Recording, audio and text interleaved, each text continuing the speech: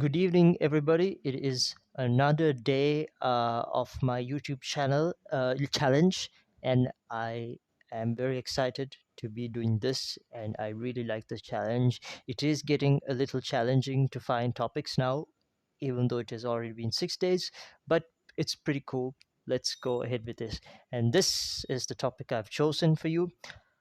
First of all, before I dive to the article, let me ask you one question. It's already right in front of you. When did the Roman Empire fall? And you might say, Rashida, the answer is right in front of my screen. 476 AD. Great, good job. I assume it is right myself. But I want to ask you this. If you were a living member of the Roman Empire back then, would you have been able to tell if the Roman Empire has fallen or not? And for most people, they could not tell. And in fact, in this article, it says here, for most people, it didn't happen until centuries later. Now, you may be wondering what's going on here. What's this all about, Rashida? This is an article done by George Mack.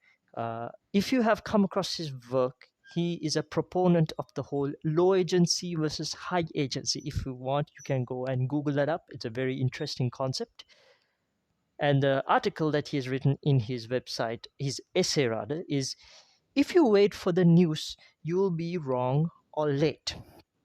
Fair enough. So let's explore this topic. Now, what George Mack talks about in this article, he has put here a picture of the timeline of the Roman Empire, its rise and fall, and he is capturing key events like, for example, the Rome and the neighboring villages being ruled by Etruscans.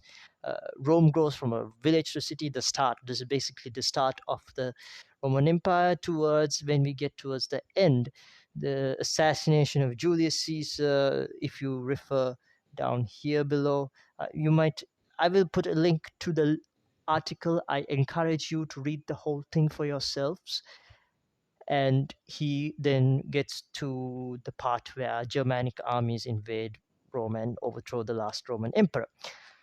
So this is just part of the article, but I really want to get into the actual narrative that George Mack wants to drive home.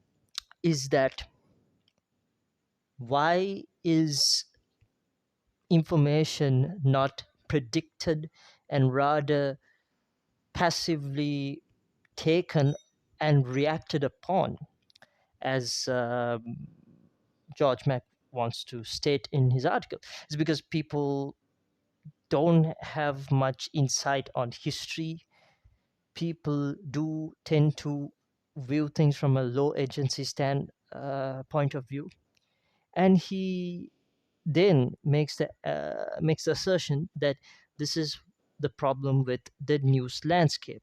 As he goes into this article, he talks about how how CNN, for example, would never tell Rome came to an end today, or in CNN's context, the empire of the United States of America has not come to an end. They have, I mean, by, I don't know, not being able to pay off their debt, or housing prices get so high that people cannot, like almost every person's homeless, like those levels of, the media still wouldn't be able to tell if the empire's fallen. And that's mass media. And he probably asserts the fact that mass media is very reactive. Now, I do have something to add here, though.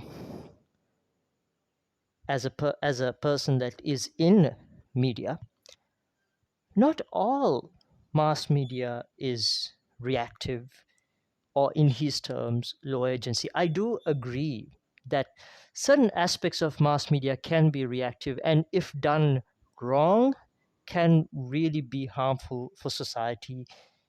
As in, it's not just about information reported, it's about information not being reported.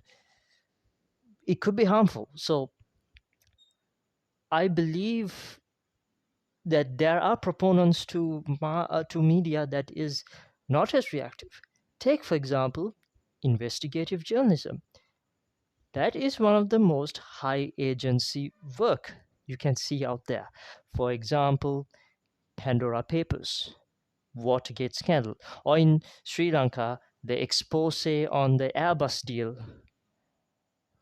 Those articles come at the risk of the lives of the very journalists or writers who write these pieces, as evidenced by the deaths of Lasantha Vikramatunga, the disappearance of Pragit Eknaligoda, and the abuse and harassment of Keith Noya. So, this job of reporting information and giving a more in depth look into events and regimes at the time of writing are very, and even, for example, Snowden leaks, they come at the risk of the writer.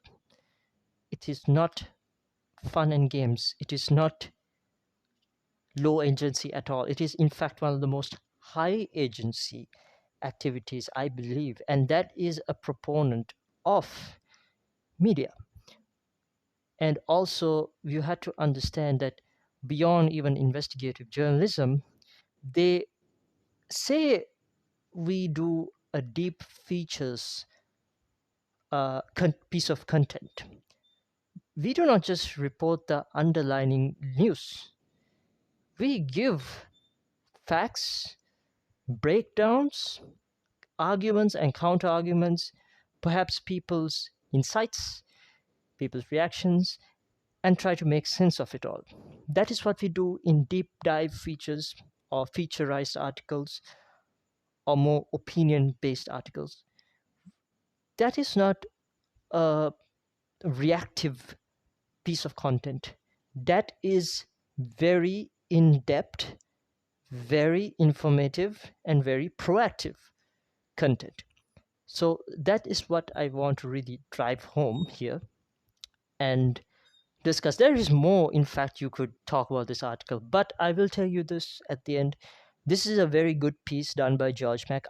Again, I don't know if I mentioned this in the start, but I highly encourage you to go and check out this article. I will link it down below. It's a very great piece by George Mack.